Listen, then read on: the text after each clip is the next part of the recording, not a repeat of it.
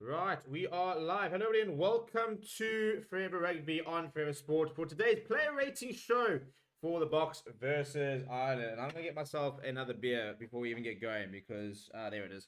Because it's an annoying game, and I'm very interested to see how what everybody's feeling, and that's what I want to know. How are you guys doing? You know, on a personal level, on an emotional level, how are we feeling? How are we feeling? I don't think we need to panic. I think it's the main thing. I think to panic would be pointless, and I think non-productive, and I think unnecessary. I'm gutted. I'm absolutely gutted, and I'm annoyed because we should have won that game. We all know that we should have won that game.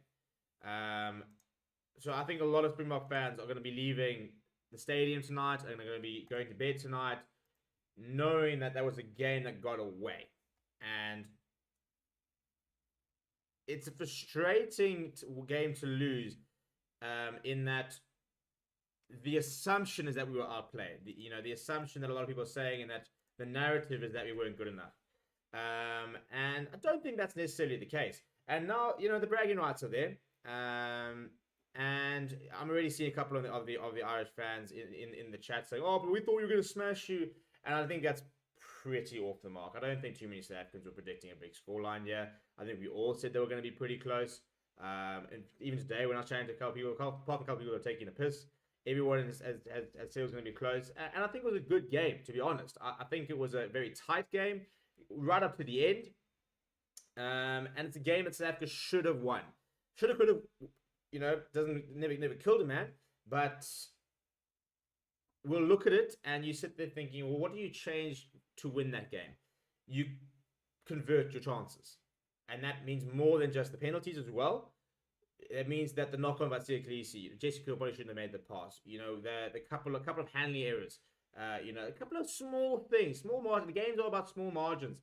So I don't think that we were outplayed. I don't think we outplayed Ireland. I think it was two teams who were very evenly matched, having an even match, if that makes sense. So it's going to be an interesting reaction, I think, from the Box, because what do you do about the goal kicking situation? Because you can't get away from that. That is a thing.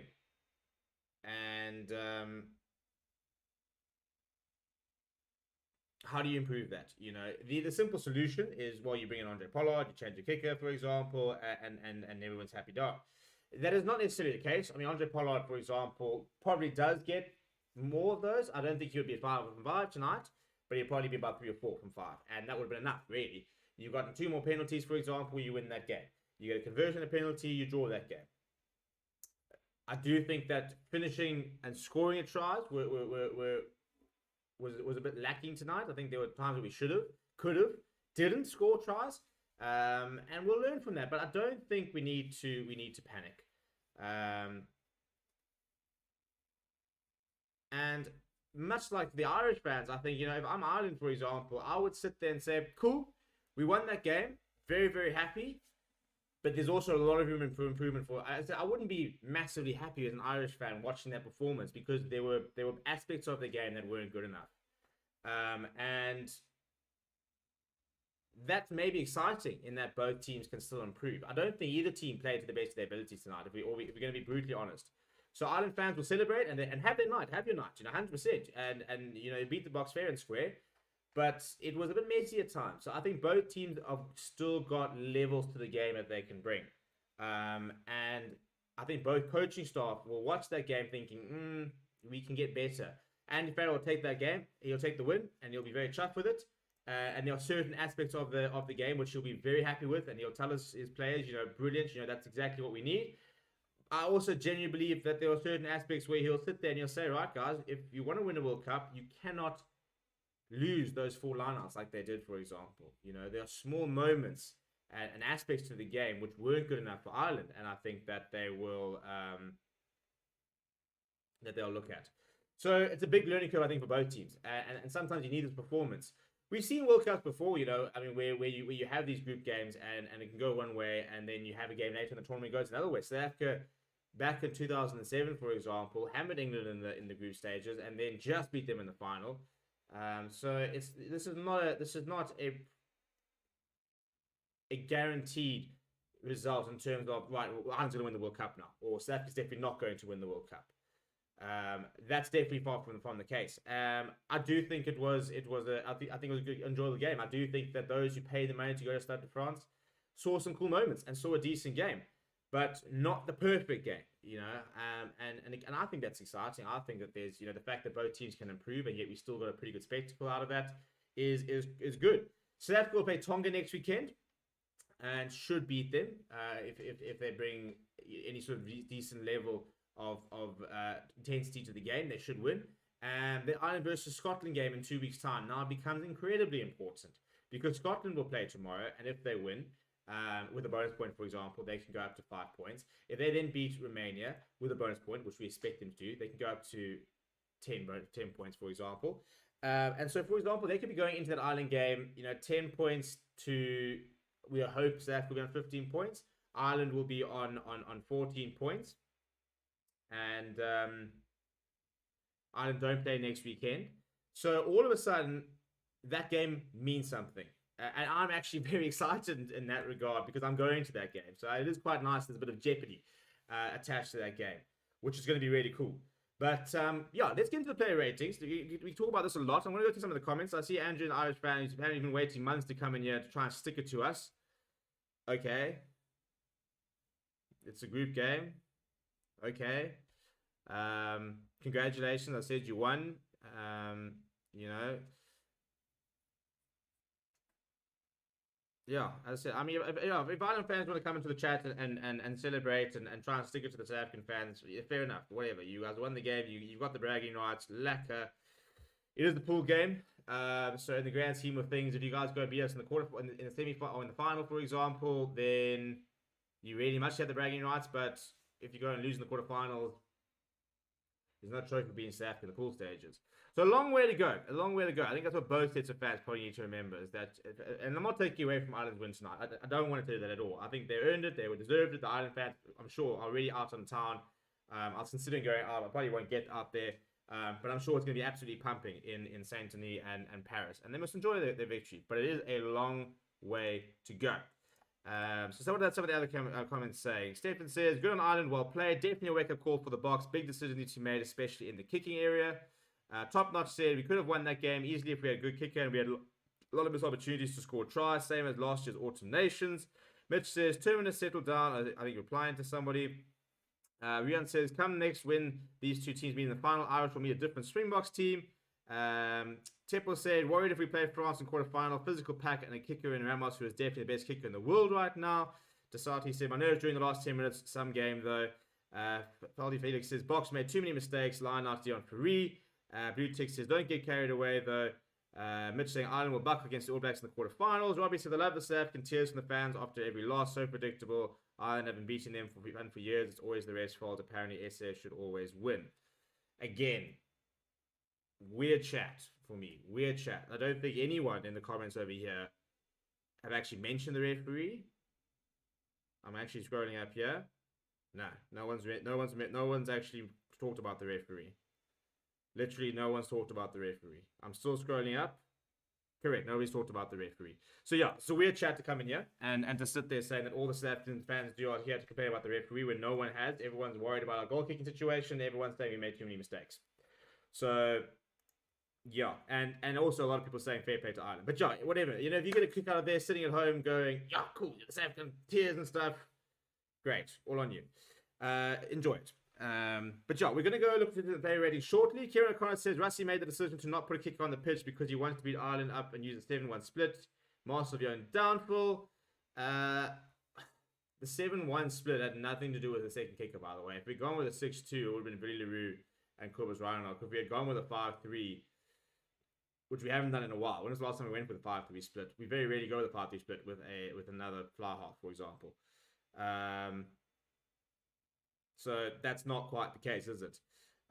Stephen's saying, well done, South Africa, from an Irish man. Thank you for a huge physical challenge. You'll always be one of the greatest ever. Good luck. Love the energy. Love the energy. Mitch saying, ref was fine. Stop blaming him. Iron Knob says, why can't South Africa admit the best team won? I feel like it's exactly what they kind of have been doing in the comments. But anyway.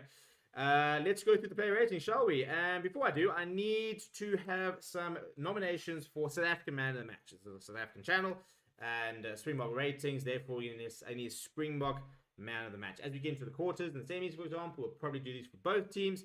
But I need nominations for a Springbok Man of the Match. What have you got? I've got Damian Willemse. For me, has to be in that conversation as the best South African player. Let me know if you guys agree, disagree, and let me know who else you would like to throw in into that chat. Give me some names here. Hansi Laskin saying Willemse. So I'm going to sit there saying, who was your man of the match? Who was your Springbok man of the match? Who was your Springbok man of the match? I'm seeing Willemse. I'm seeing probably saying Damien Delendi. I'm seeing Lekoli saying Kirtley. I'm seeing Khaleesi. So Damien Willemse is a shoe, and I think he's going to get this. Willemse, I'm seeing Eben. I'm seeing Delendi. That's another Damien Delendi, so I'll put Damien Delendi in there as well. A lot of people saying Willemse. And so I need somebody else here, people. I've got Damien Delendi and I've got Damien Willemse, who, yeah, that was absolutely world class tonight. I thought he was the best player on the field. Who actually got the official man of the match? I'm thinking about Ireland players. I thought Josh van der Veer played well. I thought once again Bandiaki was brilliant.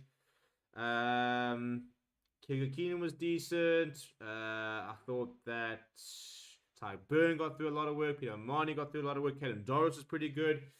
I'm seeing a couple of people throw in Cheslin Colby. So I'll throw in Cheslin Colby as well. I'm seeing one for Sneyman. You know, let me just throw those three out. Let me throw those three out. I think we all know he's going to win, and he's going to deserve it. Damien Willemse was absolutely brilliant tonight. I thought that he was probably the best player on the pitch. Yeah, who was the official man of the match, by the way? If anybody knows, let me know in the comments. I'm seeing a Mostert. I'm seeing an Ox. I'm seeing actually was the Bandiaki get man of the match, because if he did, then that's deserved. And I've said all week, Bandiaki is the form player of the tournament right now. The fact that he's benched Robbie Henshaw, who's world class, shows you the type of rugby he's playing. So I'm seeing confirmation. Yeah, Bandiaki's playing some sensational rugby. I'm not even mad at that. I think he's the best inside centre in the world at the moment. Out of nowhere. He's always been a good player, but what the hell is going on now? Whatever he's been eating / drinking lately, it's definitely working for him. So basically how this works, by the way, and I'm going to refresh the page just to give myself an opportunity to make sure that everything is sorted, is that what we do is we will basically be giving every single player a rating between 1 and 10. And what it does is that it averages out all the ratings and gives us an average. And then we will then close the poll for man of the match, which has currently got 114 votes. And we will then award our official Forever Sports man of the match to the person with the most votes there. So let's get stuck into it, shall we? First things first, Steven Kitshoff. Bit of a quiet game, by his standards. And I think he knew that when he went off. Bit of a shake of the head. Defended very well. Made 10 tackles. Just the single carry. Scrumming-wise, I mean, one big scrum. Very nice scrum. Up against Ty Furlon's, it's a big ask. And he didn't concede any penalties. So I thought Steven Kitshoff played pretty well.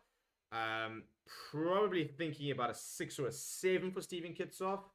Wasn't at his best, I think, tonight. I think we've seen better games from him, but was pretty solid. So average is usually about 6. So I think that's probably about fair. So I think I'm gonna give Kitshoff a spicy play. I'm gonna give him a 6, and it's averaged to a 5.3. So I've gone a bit higher. I think it's a bit harsh. But yeah, Bongi Manami, by the way, I thought played very well. I'm very interested to see what everybody has to say about Bongi Manami, because I was actually pretty impressed with him. He missed a single tackle, made 10 tackles, 4 carries, got around the park. There's no doubt that we missed Malcolm Marx tonight. There's no doubt. Of course you're going to miss Malcolm Marx. You're going to miss one of the best players in the world every single time. But I thought that Bongi really stood up tonight. I thought Bongi looked like a player that wants to prove something. I think he wanted to sit there and say, Malcolm's out. But just a reminder that 4 years ago, I was starting, and I can do a job, and that I'm still world class, because he is world class, Bongi Manambi. He is. So yeah, glad to see he put in a big shift. I'm I'm seeing a couple of 6. I'm gonna go with a 7 for Bongi. I thought he was out to prove a bit of a point. Well, in Bongeni, Manambi. So I'm gonna give him a 7. 6.1. So I've gone a bit high. So this is the interesting thing when it comes to player ratings. It always depends on the result. You get a good result, and the player ratings will go high. You get a bad result, and all these player ratings drop significantly. And the ironic thing is, so basically, and this is where I do think it gets quite funny. We convert 6 more points, and we win that game. All these player ratings go up by a point. Steven Kitsoff, for example, game did not change regardless of whether we got kicks or we didn't get kicks. But because we lost, the player ratings always go down. And I think it's a subconscious thing. You know, you're not sitting there thinking, right now I'm going to have to mark them down.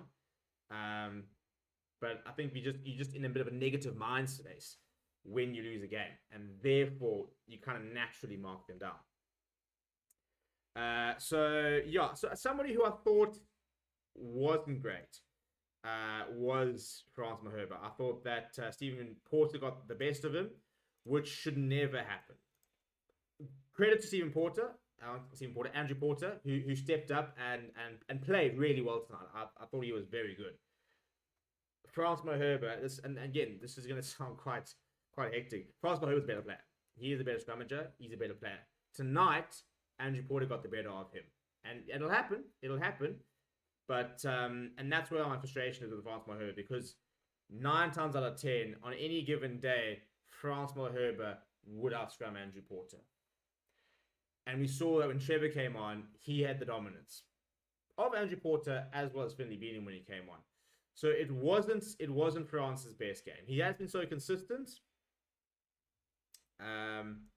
but it wasn't his best game. So I'm going to give France a 5. And that's going to average out at a 5.3. That's interesting. So I've actually gone a bit lower that time than the other one. So we've got a 5.3 and 6.1. So both props getting a 5.3, which maybe is fair enough. Eben played well. He did play well. He got around the park a lot and put in some really, really good shifts. So I was chuffed with him. 10 tackles, not a single one missed. Nice charge down, one line as well. So I'm leaning towards a 7. 7 for Evan. And you wouldn't think he's actually back from injuries, by the way. That's another thing worth noting. So I'm gonna give Evan a 7. I'm sure I've gone higher. I'm sure 5.9. I think it's very, very harsh. Because I generally go with 6 as average. That's kind of what I vote. I think 5's harsh. 5 for me just feels below average. 6 I feel is like nothing wrong. So I think to sit there and say he's 5.9, I think is harsh. Franco Mostert, I thought was very good. I'm interesting that some people are putting in him in for man of the match, actually, because he's a player that a lot of people haven't rated at times and this year. But 9 tackles, just the 1 missed, 2 line-out steals, 2 carries from him. Got around the park though, put in a lot of work, did Franco Mostert. Again, I'm probably leaning towards a 7 for him, and I'm hoping that he'll get higher than him, because I thought he was very good tonight. So I'm going to give it a 7, 6.2. I think he's above average, to be honest. I think that's a bit harsh.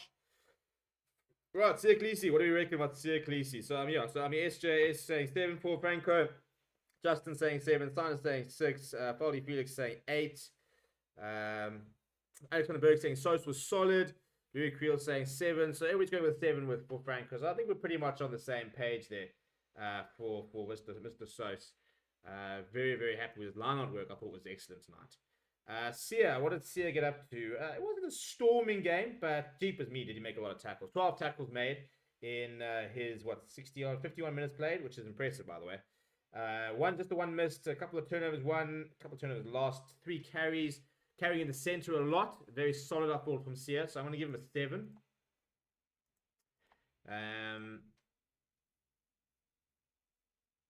6.1. Yeah, as I said, I think these would all go up a point had we won the game. PSF the Toy, however, I thought, and this is going to be quite harsh, by his own standards, was not at his best. I mean, he made 13 tackles. He got around the park and didn't play badly. But he's been playing such good rugby lately. We've really seen the Pieter-Steph du Toit of old in the last few games.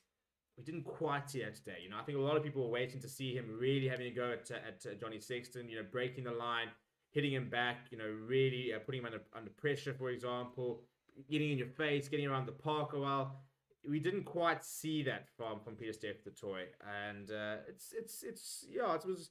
So he's maybe guilty of not being at his own high standards, because they are so high, because he's a world-class player, he's former World Player of the Year. So maybe a victim of not living up to his own standards, but I'm gonna give him a 6.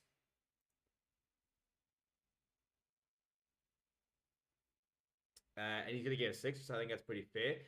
I think Jasper Wiese in the last 2 games has shut a few people out. What do you think? I think the Scotland game, in this game, very nice turnover, for example. 9 tackles, 3 carries. I think that Jasper Wiese has stepped up. I really do. I think that he has was under pressure. A lot of people questioning the decision to play him, but I think that he's really stepped up, and I think that he's starting to show what he's been showing at domestic level, at international level. I think he had very big carries today. I think his skill set's improving. I think he's not making the basic errors that he was making back when he was sort of first person to the scene. So I'm glad to see that he is getting there. So I'm gonna give him a 7.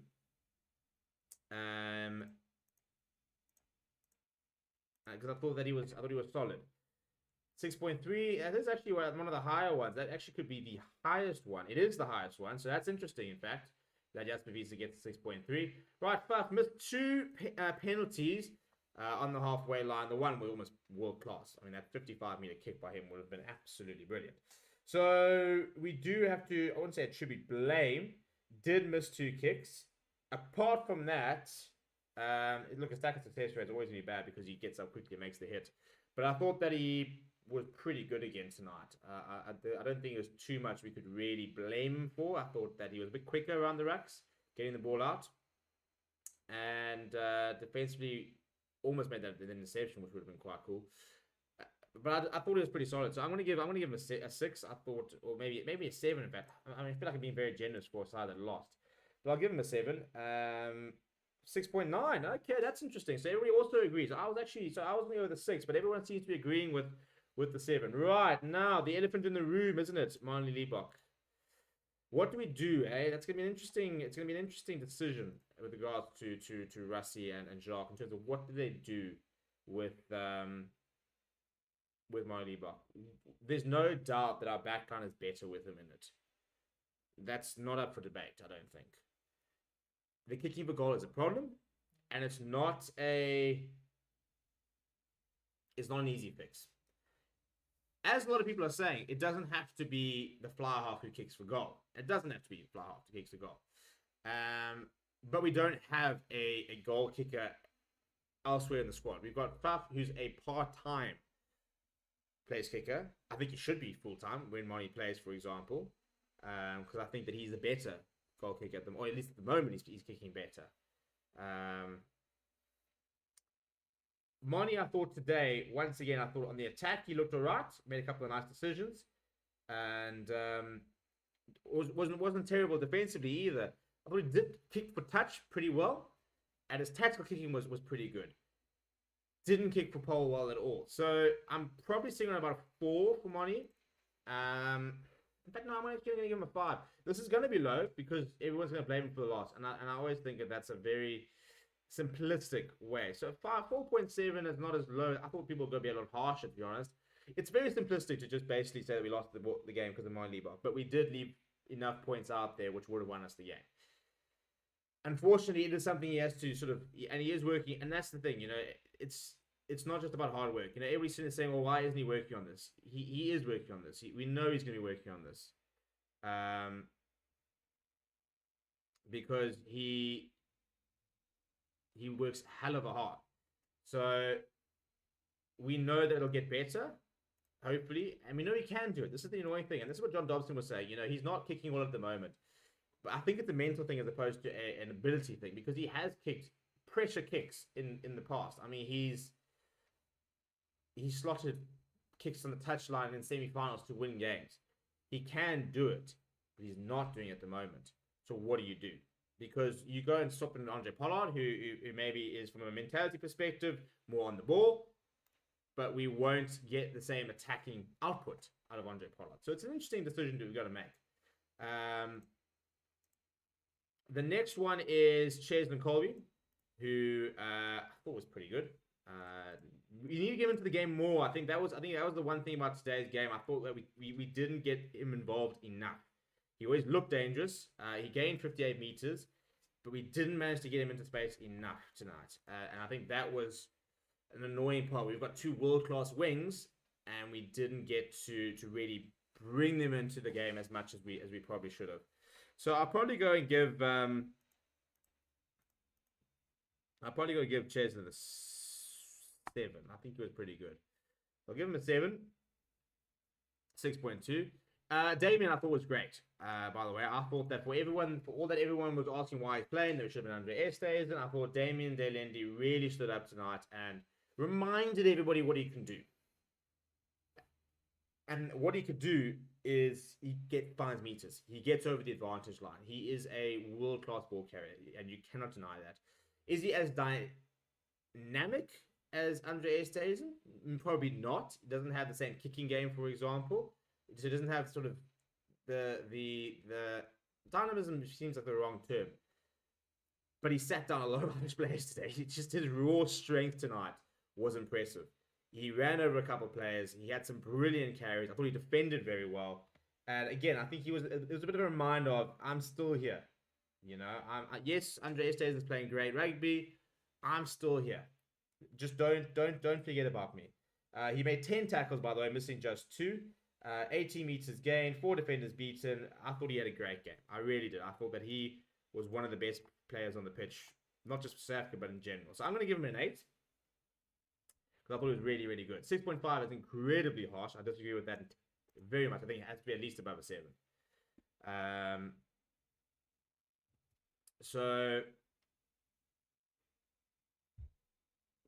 yeah, I think that was pretty decent. Right, Jesse Creel, nothing really wrong with him, to be honest. A couple of nice cover tackles, defended pretty well.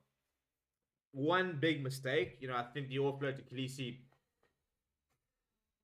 The ironic thing is, Khaleesi wasn't expecting it, but I half think it was on. I do think if Khaleesi was expecting it and caught it, it was probably a bit hard from Creel.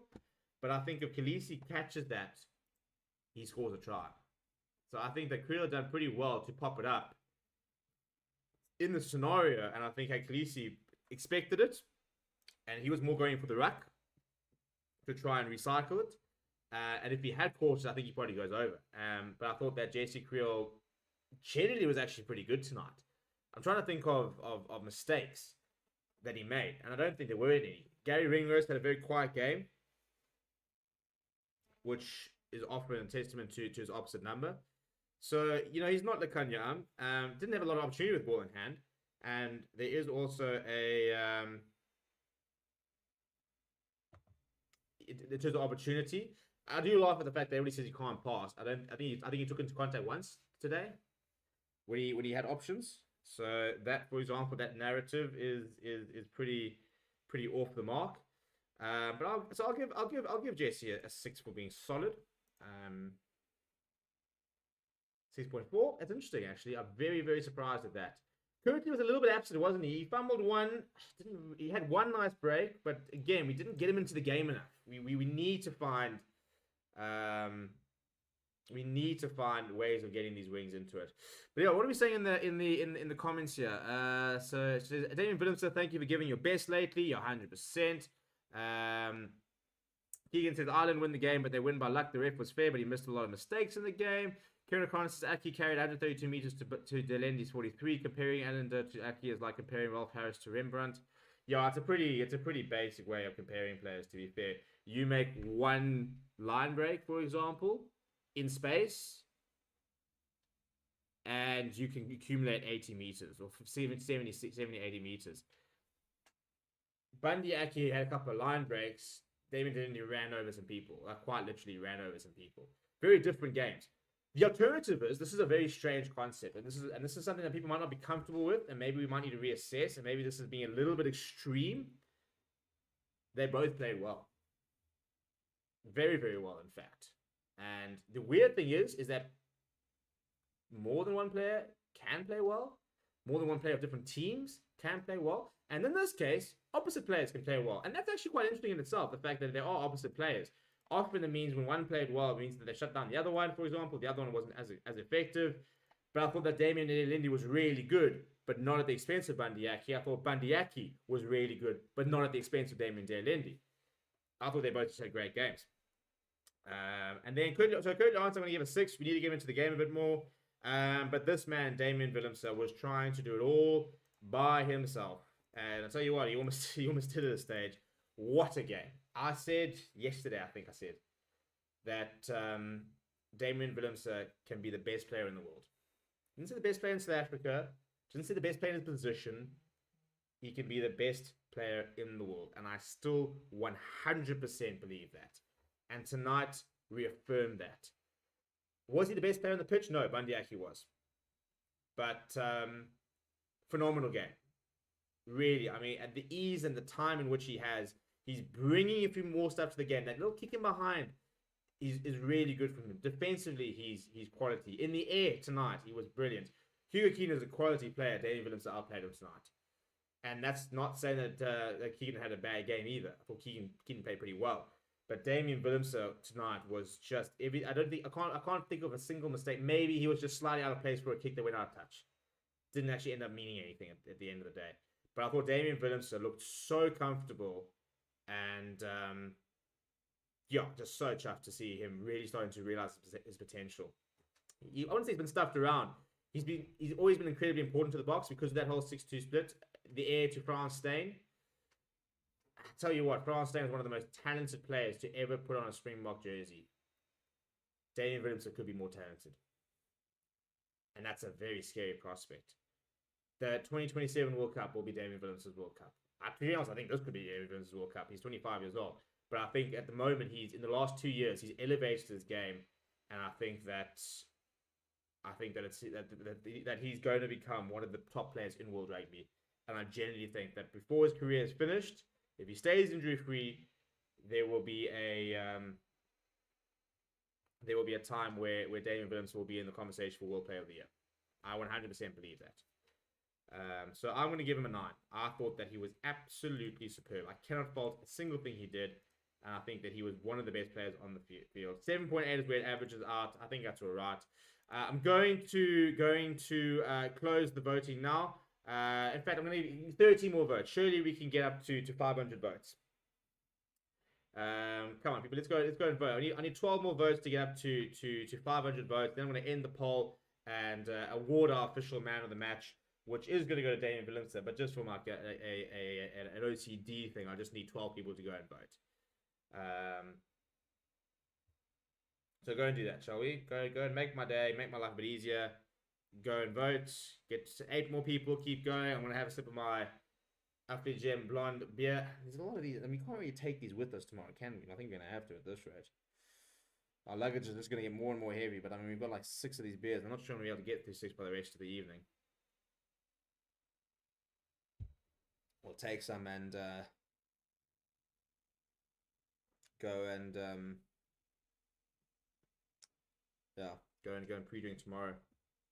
Are we past 500? We are past 500. So I'm going to end the vote there with 69% of the votes. Your man of the match for the Springboks is Damian Willemse. What a game he had. People, thank you very much. This has been a very enjoyable player rating show. I'm seeing a lot of upset South Africans in the chat. I'm seeing a lot of very jubilant Irish fans. Some people are getting a little bit vicious in the comments, which you don't like to see. And as I said, what I've been saying the entire time is I think both teams will know they didn't play their best. I think both teams will know that there's room for improvement. Both teams could have been justified winners tonight. One team is a winner, one team's a loser. I don't think there's a lot between them. I do generally think these two teams could still be in the final together. And I think that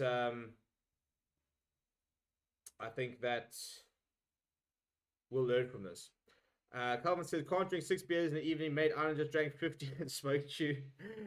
First of all, they didn't smoke us. So let's just get things very, very clear. We lost, but we didn't get smoked.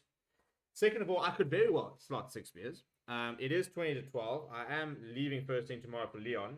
And I'm thinking now I'd probably rather save these and drink them tomorrow before going to Wales versus Australia. Wild game. Than basically drinking and getting pissed and going to bed. Because unfortunately I'm staying outside of Paris, so can't really head into town to party, which I would if I could. But it's I mean the last train's in less than an hour and a half. Basically, yeah, so I need to by the time I get into town I'll have to leave. So instead of just whacking 6 beers and going to bed, I'm gonna try and call the night. I want to have 1 or 2 more as we get everything sorted, and then we'll have the beers tomorrow.